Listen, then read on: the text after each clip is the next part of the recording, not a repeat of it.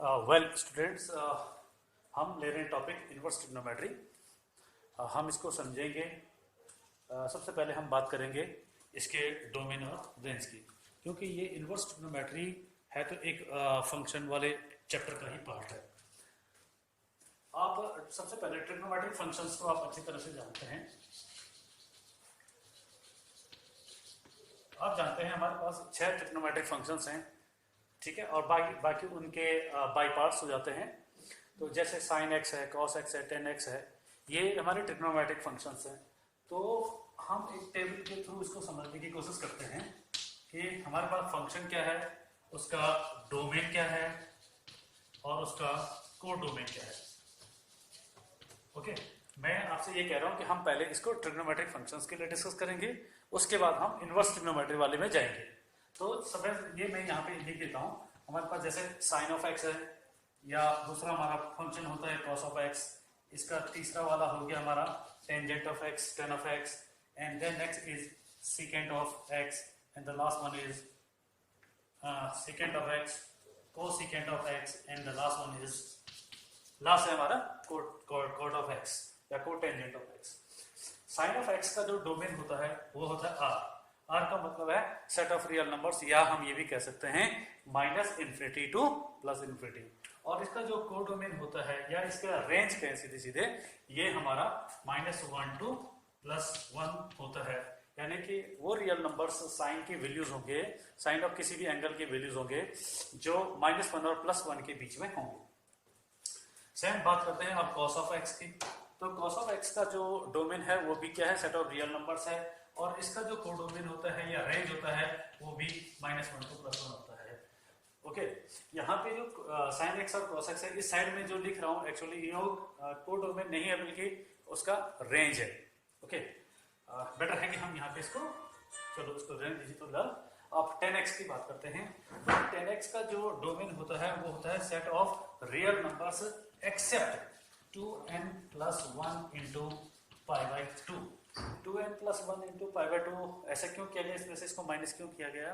क्योंकि हम जानते हैं जो हमारा टेंजेंट ऑफ एक्स है वो π/2, 3π/2, 5π/2, या ये कहें सीधे सीधे π/2 के जो ऑड मल्टीपल्स होते हैं, विषम गुणज होते हैं, उन पे वो क्या होता है, अपरिभाषित होता है। तो जिन जिन पे अपरिभाषित हो रहा था वो उनको हटा दिया गया है।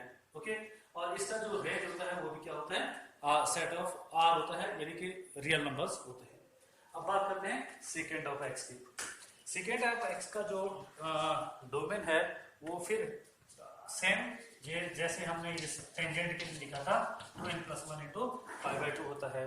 और इसका जो रेंज है, सेकेंड ऑफ एक्स का जो रेंज है वो -∞ टू -1 यूनियन 1 टू इन्फिनिटी होता है। या फिर ध्यान दीजिएगा, इधर ये क्लोज इंटरवल है और इस साइड इन्फिनिटी के साथ ये ओपन इंटरवल है। अब हम बात करेंगे कॉसेक एक्स की। कॉसेक एक्स का जो डोमेन होता है वो अगेन r-n इंटू पाई है। माइनस का मीनिंग आप समझ गए होंगे। माइनस का मतलब है इन वैल्यूज को रियल में से हम एक्सक्लूड करेंगे, हटाएंगे, ठीक है।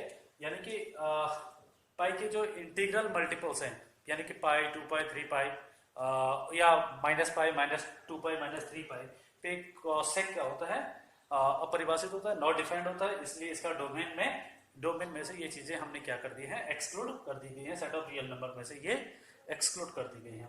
और जब कॉसेक एक्स का जो हमारा रेंज होता है वो वैसे ही होता है जो हमारे जैसा सीकेंट ऑफ एक्स के लिए होता है। तो ये हमारा again -∞ to -1 union 1 to infinity होता है। आपको याद रखने वाली बात ये है, याद रखने के लिए ज़्यादा इजी ये पड़ता है कि साइन और कॉस का जो रेंज है वो सेम है, सीकेंट और कॉसेक का जो रेंज है वो सेम है। अब बात करते हैं कॉट ऑफ एक्स की। तो कॉट ऑफ एक्स का जो डोमेन आएगा वो हमारे पास अगेन r-n इंटू पाई आएगा, और इसका जो रेंज आता है वो सेट ऑफ रियल नंबर आ गया। तो ये मैंने आपको ट्रिग्नोमेट्रिक फंक्शंस के बारे में पढ़ाया है, ट्रिग्नोमेट्रिक फंक्शंस को समझाने की कोशिश की है।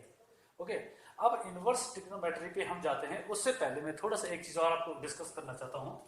जैसे हमने यहाँ पे लिखा हुआ है f इज ए फंक्शन, या थोड़ा इधर लिख लेते हैं। सपोज दैट f कोई फंक्शन है जो a टू बी है।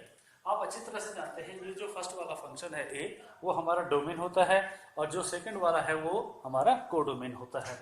या हम यहाँ पे ए टू डोमेन टू रेंज भी ले सकते हैं। ओके, ये ए टू बी हो गया है।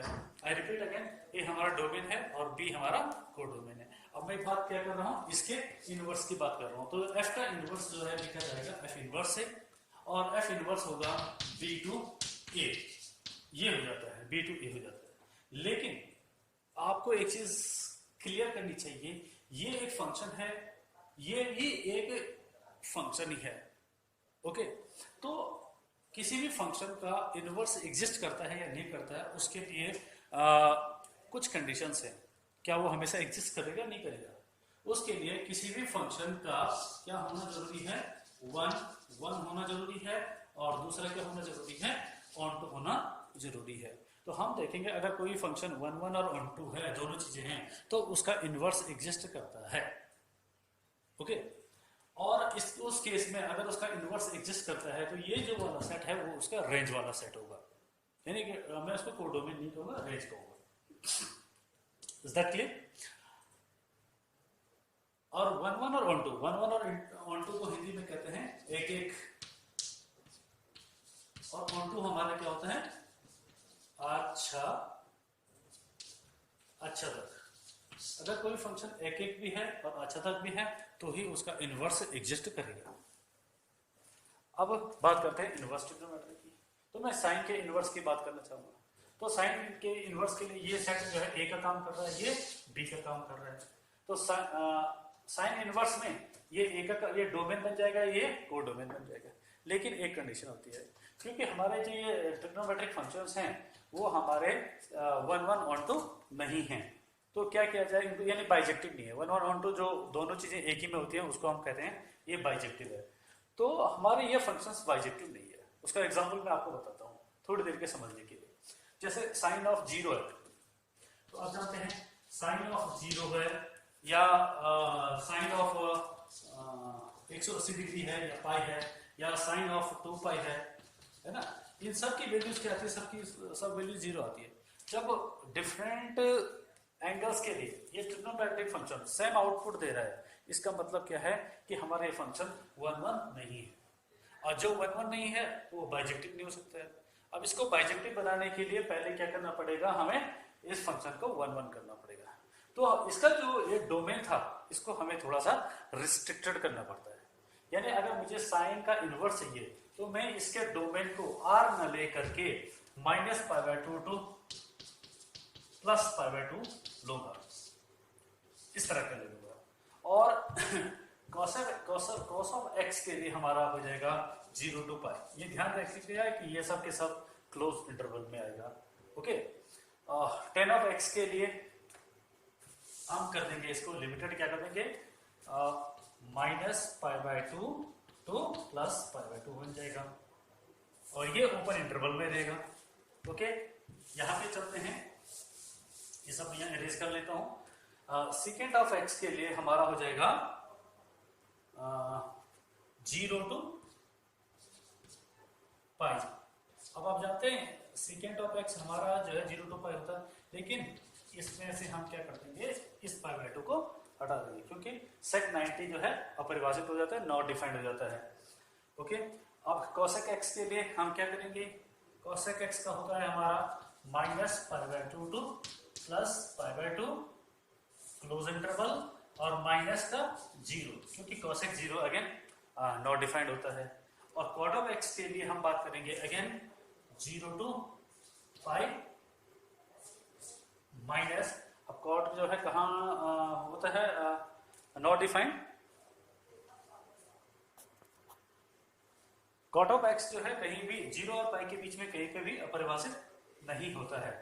ओके, π पे हो सकता था उसको, इसलिए हमने उसको ओपन इंटरवल ले लिया है।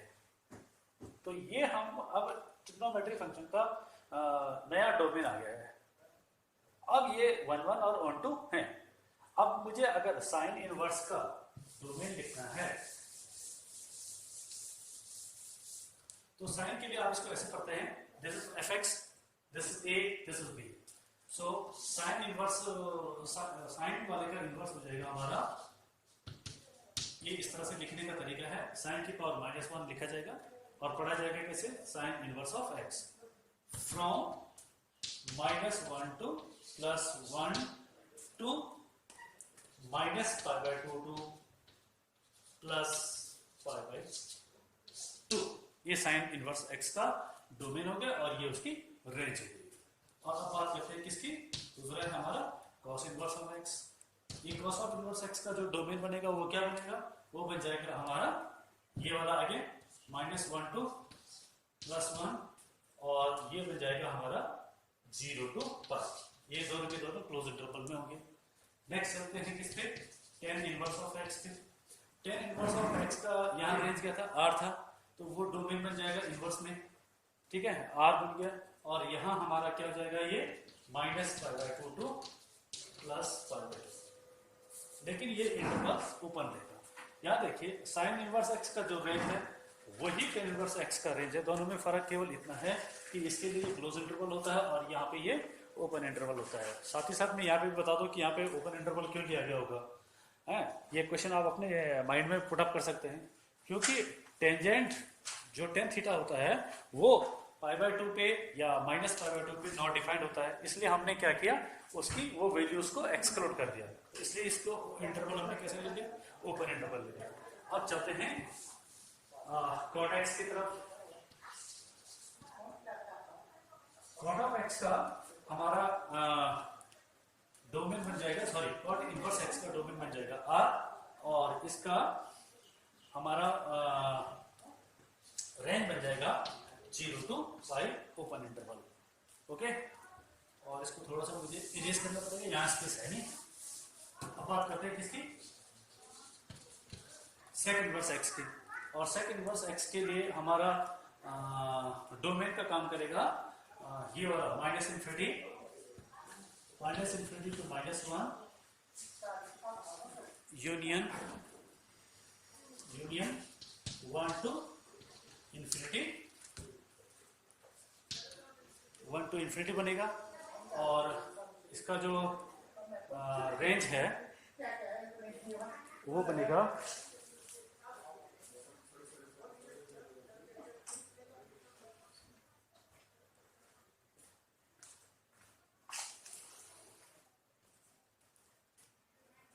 (0 to π